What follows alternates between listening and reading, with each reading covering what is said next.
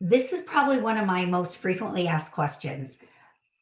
Tracy, um, Grandma's house has Formica counters in the kitchen. Should we put granite counters in that kitchen?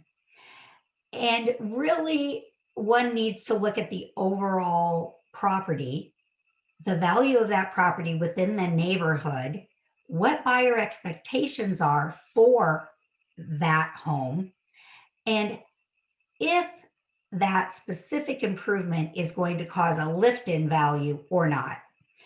So, an expert knows the difference between dated and deficient. I just showed you the plumbing that was defective and deficient, and there's a difference. Um, Here we're talking about dated. The Formica is dated, and I'm sure the cabinets are dated. However, that kitchen may be structurally solid.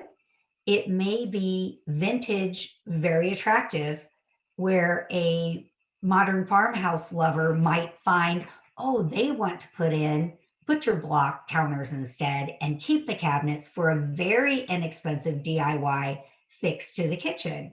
So for me, I always think about the positioning of the home and if every dollar will cause at least a 3x increase, because otherwise you're just paying for an improvement. You are fronting the cost of that improvement. And then if you get equal money back, you really did all that work for nothing. So I don't recommend that. That causes a lot of frustrations.